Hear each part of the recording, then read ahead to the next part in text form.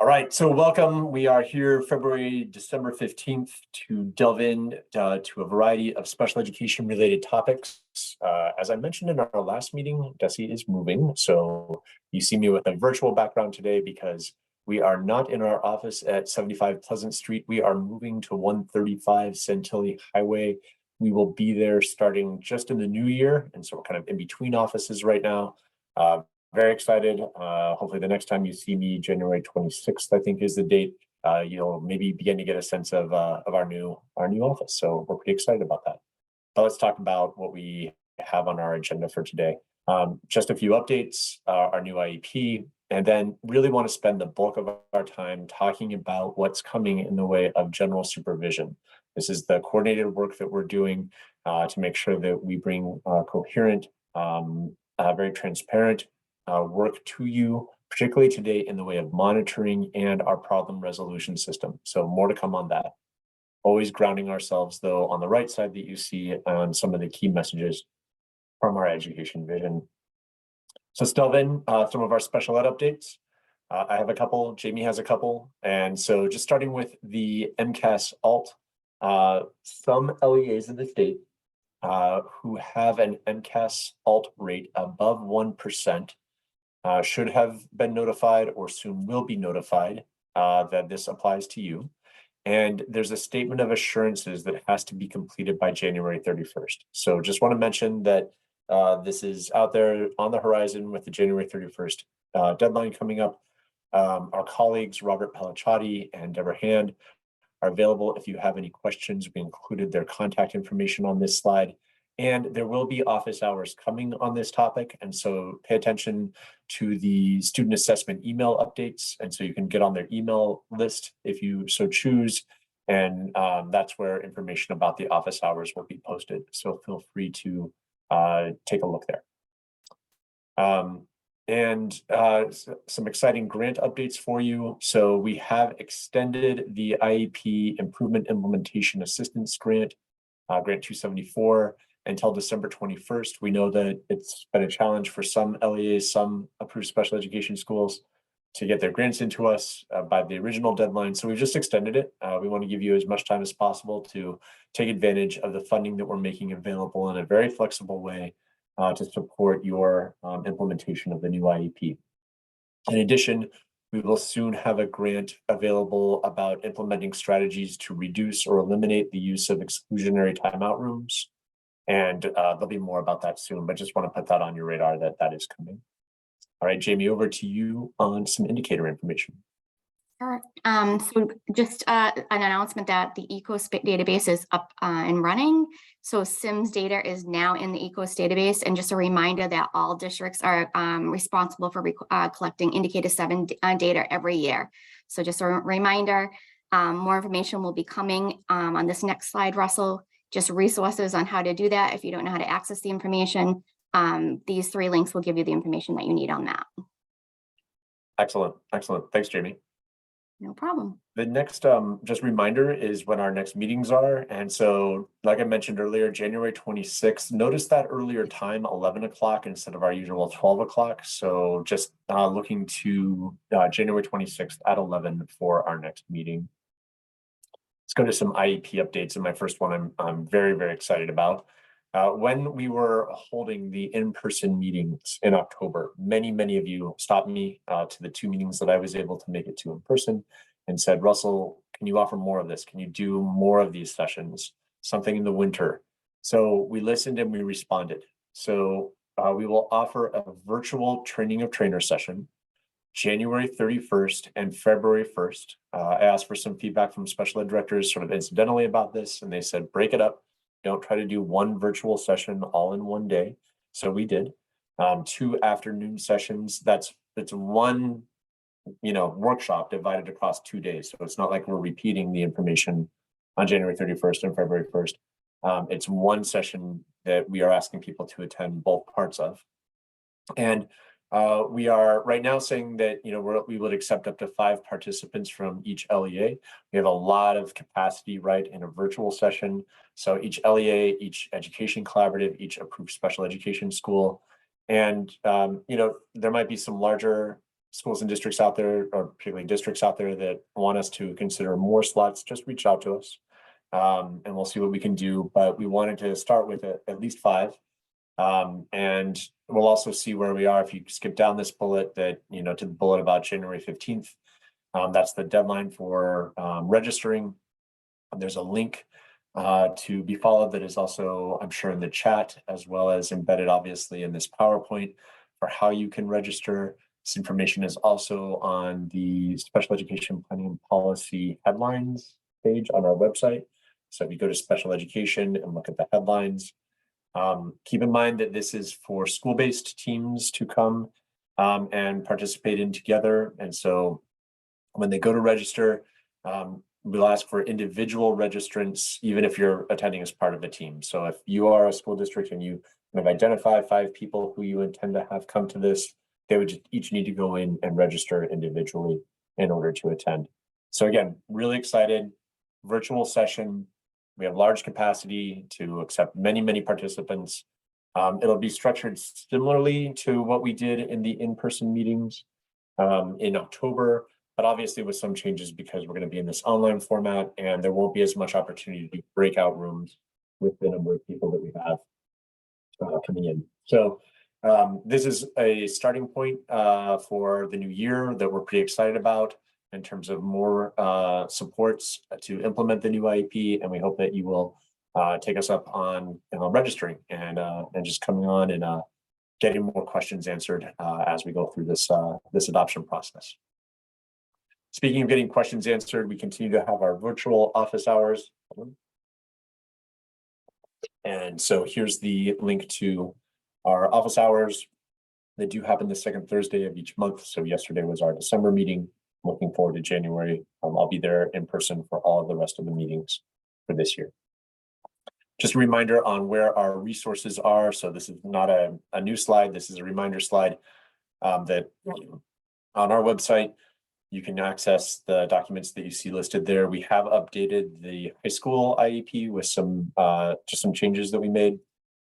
So if you're using it as a resource tool, please use the most updated version of that. And then our partners at the Rennie Center are hosting our IEP improvement playbook with the excellent ideas that we gained from listening to schools and districts across the state about better ways in terms of gathering data for IEP meetings and great ideas for family engagement. So take a look at those documents, particularly as we work to kind of hit the reset button on the IEP process and really approach the IEP with a fresh look that I think that these materials can hopefully help to inform and inspire for your local context. And then finally, we do have some other resources in development. Looking forward to bringing them to you in 2024. These additional resource guides will be geared more towards kind of March, April timeframe, so spring. And then I'm hoping in the early part of the new year, we'll have updated forms like the eligibility flowchart that I've been talking about in early 2024. So that's mainly it for the IEP. We'll save time for some Q&A at the end if there is anything about the IEP itself. But with that, I'm really excited to turn to some further updates on general supervision. And again, this is a term that, I think we're all sort of getting more used to using more regularly in Massachusetts. A lot of the concepts behind general supervision we've been doing for a long time, obviously. So monitoring and problem resolution and dispute resolution with our partners at the Bureau of Special Education Appeals. But what we're really trying to do is say they all fit together. They're all part of a system of general supervision, and they fit together, like we see on this slide that I've shown you before, and that's on our website, that we want these pieces to make a whole together, and that they need to speak to each other to really be coherent. And that's why we have this work underway right now, instead of like 1 year working on updating our procedures for the problem resolution system, and then the next year working on a monitoring system. We're doing this in a concentrated way together because that's the only way that we can really make sure that there's strong coherence across our systems. So that's what we're trying to drive to as we do this work. In addition, this is an overview of our racial equity decision-making tool that I've mentioned in the past that also guides our work here at DESE. And so we are very committed to not only driving towards greater coherence, but also making sure that we do that through the lens of racial equity. So with that in mind, just want to give you an update on where we are on some of this important work. That during this year, these are sort of, if you can imagine this, like it's like a quilt that we're lifting all at the same time. These various updates and initiatives that you see going on here. And for the purposes of today's discussion, we really want to hone in on the determinations, the LEA determinations, and Jamie's going to talk to you about that in a minute. And then the directors of our offices of monitoring and our leaders of our offices of monitoring and problem resolution will be talking to you a little bit about the changes in our procedures. So to be on the lookout for. So with that in mind, let's go back to that timeline that we looked at in our last discussion. So just starting with what's coming, what are some of those deliverables related to general supervision?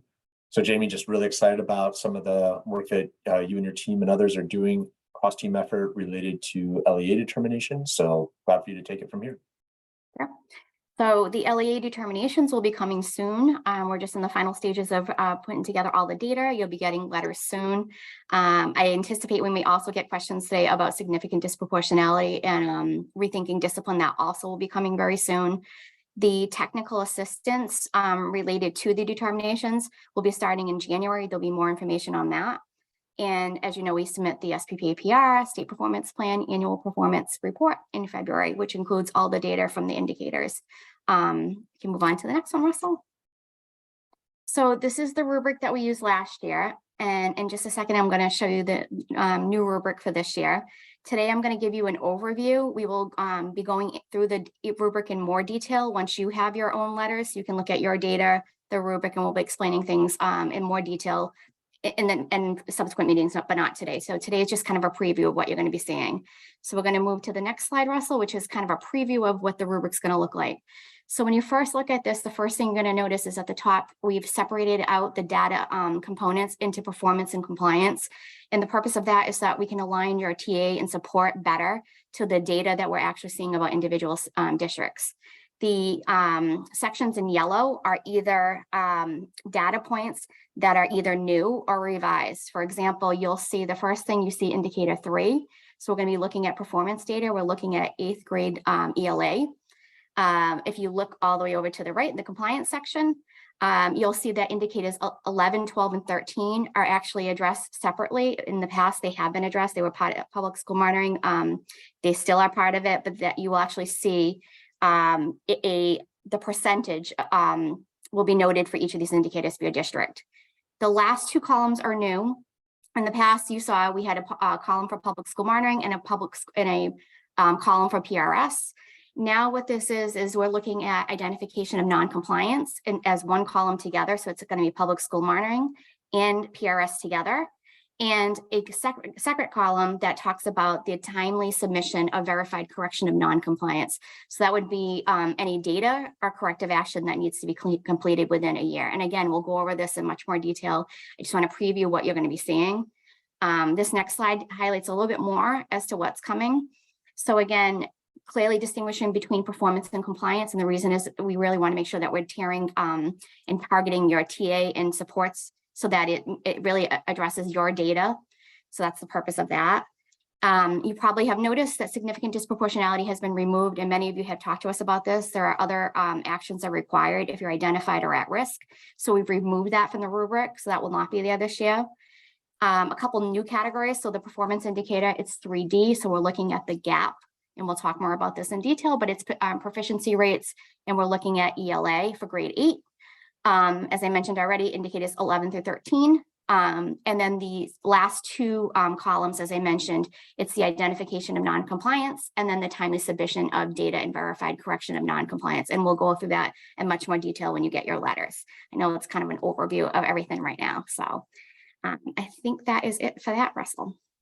No, that's great, Jamie. And then just going back up to this slide real quick, the determinations will then feed into the technical assistance. And like you said, we want that to be a bit more differentiated and targeted than in the past, that difference between performance and compliance. Is there anything else that you want to mention about, what's changing regarding the targeted assistance? We're just trying to really make sure that we're responding to some of the questions, concerns that we've had over the last couple of years, so that it's really addressing individual districts' data, helping you with improvement planning, and is really more data informed than we've done in the past. So we're looking forward to talking about that more. Excellent, excellent. Thanks so much. Really appreciate Thank it. So now we want to begin to anticipate with you what's coming in the way of some of our updated procedures. So this month, we will be releasing some updated procedures, well, I shouldn't say updated procedures related to the Office of Approved Special Education Schools, the problem resolution system, and public school monitoring. And so we're pretty excited about that being on the horizon. And for today, what we really want to do is make sure we preview with you what's coming, because as the title of this slide mentions, that will kick off a public comment period. And we really want you to be informed about what's coming so that you can provide us with feedback and make these procedures stronger.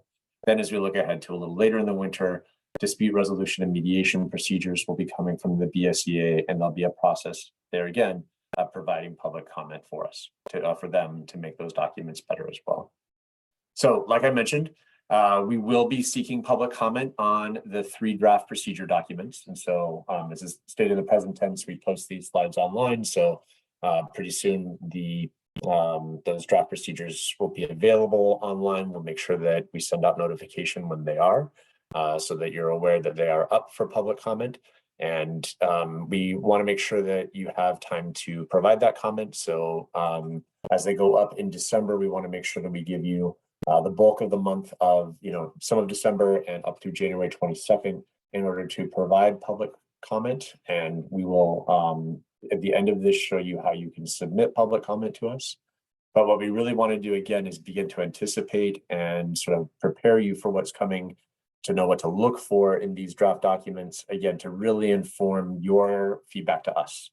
That this is an opportunity for you to make sure that we are hearing you and listening to you, because the changes are significant. We're taking this very seriously. The feedback that you've given us over the years, the questions we've gotten over the years, really feed into what you're going to hear from the leaders of our various offices on. And so we're pretty excited to begin to preview that for you today. But then at the end, like I mentioned, I'll give you some more information about specifically how you can provide us with feedback once the documents are posted. So let's turn it over to our first team. We're really pleased to have Kelsey LaDuca-Town, our Assistant Director of the Problem Resolution System team, with us here today. Kelsey, just really glad to turn it over to you to begin to walk through what to anticipate about the changes to the PRS procedures. Great. Thank you so much, Russell. I'm really excited to talk to everyone about the big changes that we've been making with our new procedures guide. And so if we can move to the next slide, Russell, thank you so much. Before we get started, just wanted to talk a little bit about the context that our changes are happening in. There are some big changes in our guide, but the laws and regulations that govern the PRS complaint process have not changed. And so what our guide has done is really, in light of the laws and regulations, the different place that we receive guidance from, we have tried to take all of those things and compile them into one document that answers the most common questions that PRS receives, that we know you as districts receives from the families and community members that engage in our process, and try to answer those in one easy to access document. And so that is the goal of the PRS guide. If we can go to the next slide, please. One of the things that you'll notice with the new guide or the draft guide is that this procedures guide is only for special education complaints. This does not address general education complaints. And so what that tells you about our future work is that one of the upcoming projects for PRS is to develop a PRS general education procedures guide. But for right now, we ask that you review this document with the lens that this will be about special education procedures. Unlike our prior guide that had a lot of question and answers and some narrative format, this guide focuses on a narrative format and is chronological. It starts from before a complaint is filed with technical assistance and how we can support members of the community, districts by providing that guidance up front, and also provides a chronological approach to our PRS complaint process from filing a complaint through to a resolution and the satisfaction of corrective action if that's applicable. Some of the areas that you'll notice some changes in the draft guides are specifically around clarifying the scope of PRS's authority. And you'll see those changes in the definition of a special education complaint and in the authority or jurisdiction of PRS. And so those are some areas we ask you to pay some close attention and give us some rich feedback on. In this guide, we've also outlined with greater clarity the steps or potential steps of a PRS investigation. So we've really tried to outline those that are required steps and those that may be applicable in a specific investigation, like an on-site investigation. So we ask you to notice those differences as well. Next slide, Russell, please. And in this new guide, you'll see one of the biggest questions that we as PRS get is around access to information during a PRS complaint process. And so this guide, as it's proposed in its draft now, explains parties' access to information throughout the PRS process. And so we hope that it addresses some of those questions for both us and families and districts. One area that you'll notice a great deal of change around is the corrective action component of the draft guide.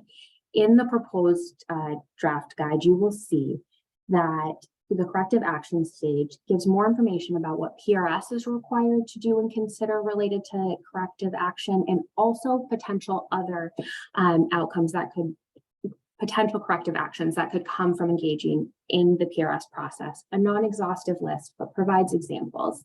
And so that's one area of change. You'll also see in the current draft guide, PRS permits limited requests for reconsideration of PRS determinations. Now, many, if not all of you, have seen the language in our current determination letters that instructs the reader if there has been an error or a perceived error of fact to notify the investigator. That type of language has found a new home or proposed home in our PRS guide with some limited parameters. And so we'd ask for some really rich feedback on that particular change. And lastly, our new proposed guide notes the department's general supervision responsibility and how PRS fits within that. We talk about how PRS information, whether it's received through technical assistance or received through the complaint process, can really enhance our internal collaboration and can return to you folks in regard to professional development or technical assistance. So those are the big changes that we have or proposed in the current PRS Special Education Procedures Guide. So we really look forward to your feedback. And with that, I'll turn it over to my colleague, Janelle. Thank you, Kelsey. Thanks everyone for joining us today. I am going to take us through some of the proposed changes for the OASIS guides that will impact the approved special ed schools and the collaboratives. Next slide, Russell. So what you'll likely see in the draft that will be coming out are some of the key pieces for OASIS and the collaboratives are, there's going to be 3 phases to monitoring. Those phases kind of exist already, but we don't really call them what they are. So we're going to be more transparent on what phase you're in and where you are in your review.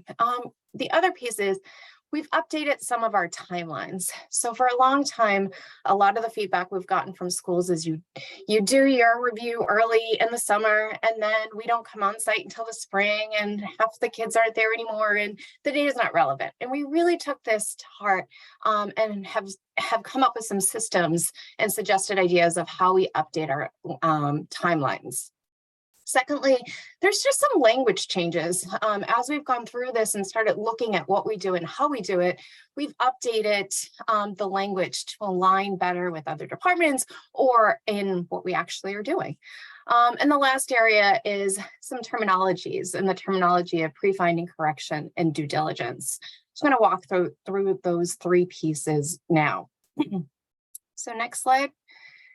So what you're going to see in the proposed draft is this idea of a discovery phase, an engagement phase, and the closeout phase. So with each of those sections, the programs in the schools will be responsible for certain pieces. So in that first phase, we're talking about that data collection. You gathering all your data, putting it together, submitting it in our CHAMP portal. And the dates that you'll see through these phases are going to now be determined by your on-site date. So your on-site date kind of is the driver. Once you get that on-site date, then everything is kind of dated from that piece. So you'll do your discovery, you'll meet with liaison, and then you're going to go into the next phase, which is engagement, which is about planning for your on-site visit, what we're doing, and working through issuing the reports from what we found during our on-site phase. And then closeout is about the report. We've issued the report, we've given our thoughts and our response to your visit, and then the follow-up monitoring. So what happens, doing your CAP, coming on site, checking to ensure compliance. So the big piece here, and the biggest piece that you'll see, is that idea of not everything's due at the same time, and then reviews happen. Really, we're really beginning to think of the work to your on-site date will describe when you're going to do what phase and where you'll be throughout the school year. Next slide. So I just put an example of what an OASIS or collaborative review could look like. So this is just an example. It's not an actual one. But your on-site date would be in that middle. Your on-site date's the driver. So your on-site date would be in the fall, October 16th and 17th. So you would be in that spring cohort where you'd start your training in May. You'd submit yourself what's going to be called data collection. I'll get that in a minute, to us in August. The liaison will work on looking at data that's not only just internal, right? We're going to be looking at other data, looking at restraints, looking at the information you provided us, looking at kind of the full picture. And then we'll have an on-site planning meeting. We'll provide feedback and give you an opportunity to make any adjustments from anything that we have noted thus far in the review.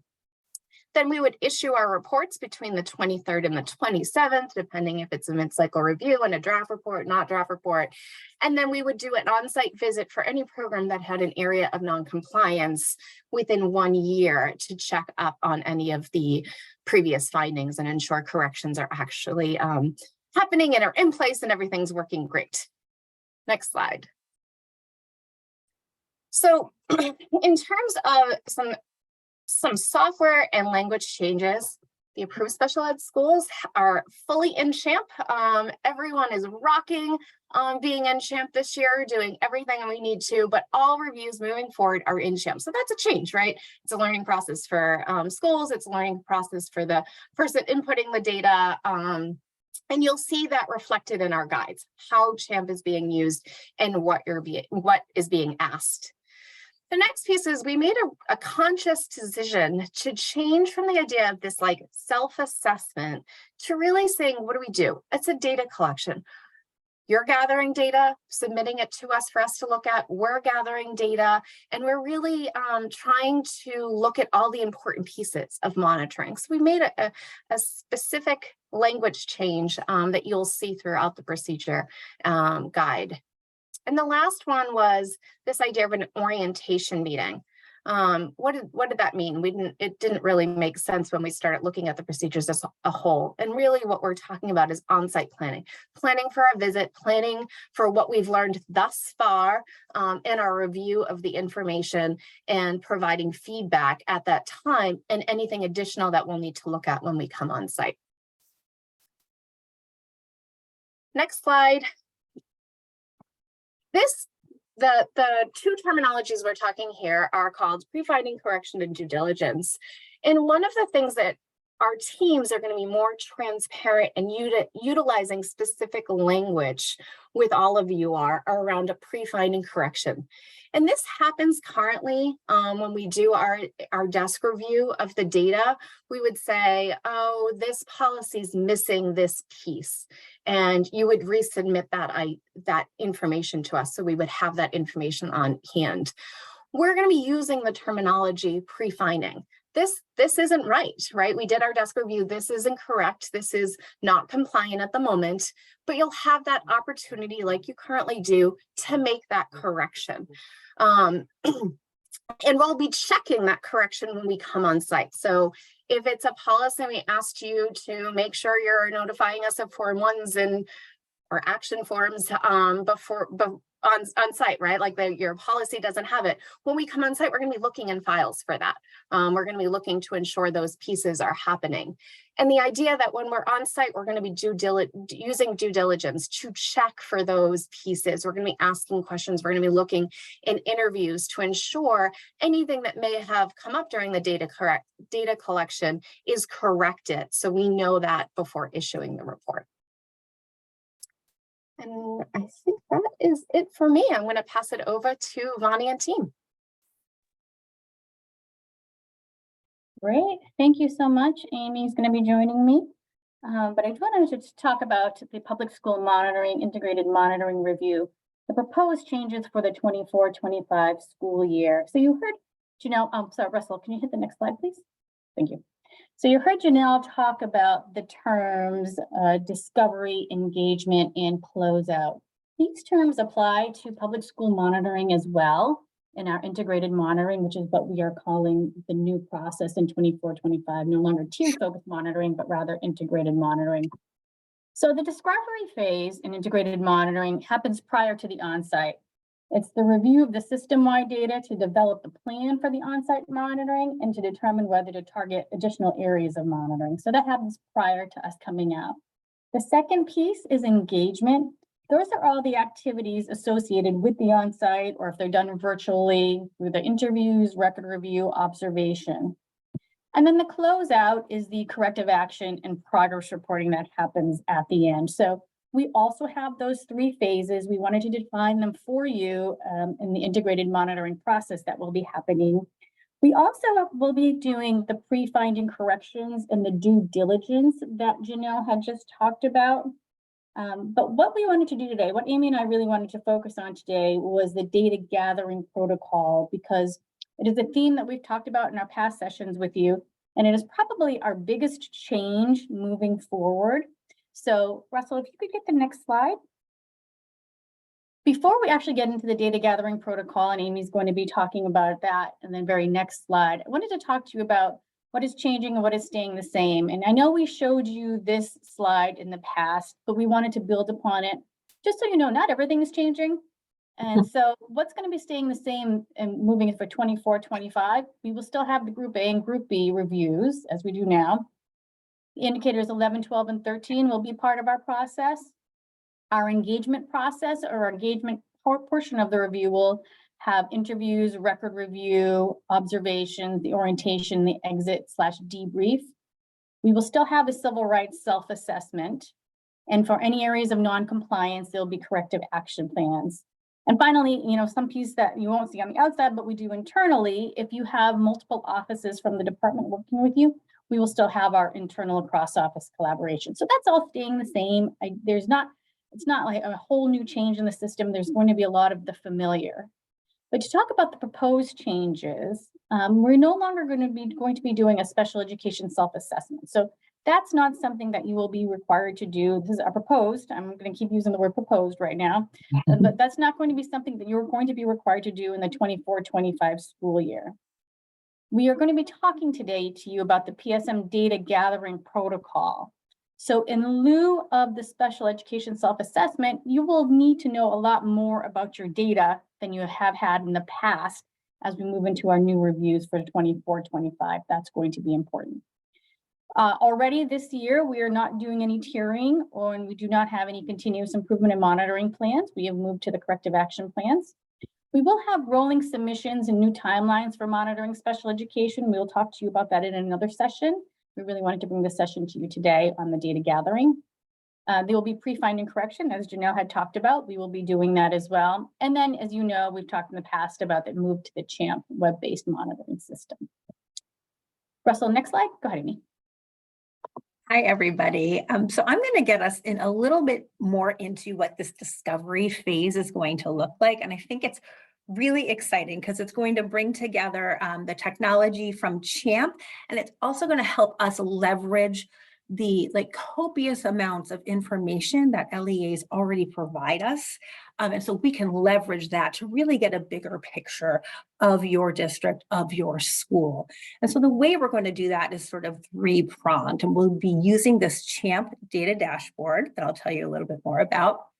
Any materials that you might already have online, so that'll avoid a lot of this uploading that you might have remembered from the past. And also there will be some specific information that's just not available in the public realm or through DESE data collection that we will need to get from you. So let's go talk a little bit more about the CHAMP data dashboard. Next slide, please. So what we're envisioning is that we're going to be able to, through CHAMP, open up this dashboard that'll bring in and funnel in all of this different information that schools are already providing to us. This includes attendance rates, graduation rates, LRE placement. We look at this stuff also by student groups. So we'll be disaggregating special education placement by race. We'll be looking at graduation rates for multilingual learners, for students with disabilities. We'll look very closely at suspension rates for students with disabilities by race, by gender, all of these different student groups. And through this data collection, we're really sort of building this bigger picture of what your district looks like, at least through the numbers. So it's really a foundational step to help define our review and what we're seeing, and if we need to follow up on something or if we have further questions. So it's not necessarily to immediately jump to any conclusions, but to say, hey, I need to really dive in a little bit deeper here. Look at these particular records, ask more questions about how the least restrictive environment is considered in IEP meetings, that type of thing. So it's really just providing this nice solid overview for us in the dashboard. I don't know if you wanted to add anything to that, Vani. Yeah, I appreciate that, Amy. One thing, I know a lot of our staff have had conversations with you about equity conversations, racial equity conversation, placement conversations. And for you to know that we already look at this data for your current reviews and even the past couple of years, you'll see when you do see our procedures, it's a long list that's going to be going into this data dashboard.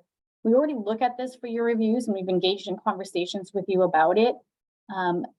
Perhaps now the difference is going to be that these data points will be really bringing us to the foundation of what your on-site will look like, rather than just your self-assessment and having the data be the secondary. Now data is going to be primary for our review process. So thank you, Amy. Yeah, sure thing. Excuse me, next slide, Russell, please. So this one I think is also great, and it'll just take a lot of the burden of this uploading that you have had to do in past years. We sort of had this epiphany. It's like, okay, why would we have people upload things that we could go look online for? So that what we're talking about here, things that are readily available to the public, we'll go to your websites and we'll sort of scour through and look for district resources in terms of handbooks, programs of studies.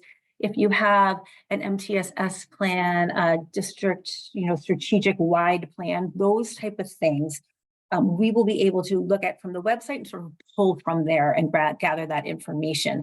If something seems outdated to us or is missing information, we will certainly follow up with you. And you also have the opportunity to say, hey, like some of that stuff is outdated that, might not be readily apparent to us. And then there will be opportunities for you to upload that to us. So there's a lot of information. We know you have a wealth of information already available without having to do that additional upload step. We can go to the next slide. Great, thank you. And the last piece is the information that isn't available through data. And this is information that's not going to be available on your website. So there is some pieces of information we will still be asking for you as a part of the process. And this includes the instructional groupings, floor plans that indicate the special education spaces, English learner spaces, timeout rooms. We want the time and learning, we'll need the student roster, your continuum of services and placements, hoping that all of this can be done through CHAMP, but you'll still need to submit this information to us And it's going to be a lot smaller, obviously, as you heard from Amy, than what we've asked for you in the past. And the lift is not going to be as heavy moving forward. Russell, can you have the next slide? So finally, what Amy and I really wanted to ask you to do is that when you do have a chance to look through the integrated monitoring procedures that will be going out for public comment, and take a look at the data gathering protocols, because it is much more in-depth than what we are sharing with you right now. It is a couple of pages or a few pages of our actual procedures, and it lists out specifically what we will be looking at. But we want you to look at that during the integrated monitoring reviews, our teams look at the data disaggregated by student groups. As you learn about these data by looking through our data gathering protocol, please note if there are relevant data points missing and what should be included to assist in giving a complete picture of your LEA, because we want to make sure we're capturing everything to get the narrative that we need to see before we come on site. So that's it. Great. Thanks very much, Bonnie and Amy, and everyone else who's presented so far. Let me just recap a little bit about where we're going with this, just in the way of collecting public feedback. So we will open the public feedback comment period as soon as the documents go live for your review, which should be very, very soon. And like I mentioned earlier, we just have various ways in which we want to collect that feedback. We have made it hopefully as easy as possible by creating a survey where you can tell us which of the documents you want to provide feedback on, kind of one at a time, one for each survey. You want to comment on multiple documents. And so you could just submit survey data to us to provide public feedback. You could also mail to us your comments, and just keep in mind that because we're moving, we want to make sure we don't lose anything. So just please mail to our new address at 135 Santalia Highway after the end of this calendar year, so that we make sure it lands where it needs to go. We also would accept information by fax or by email as well. So multiple ways of giving us your feedback. And again, I hope that today is just a further orientation to what's coming.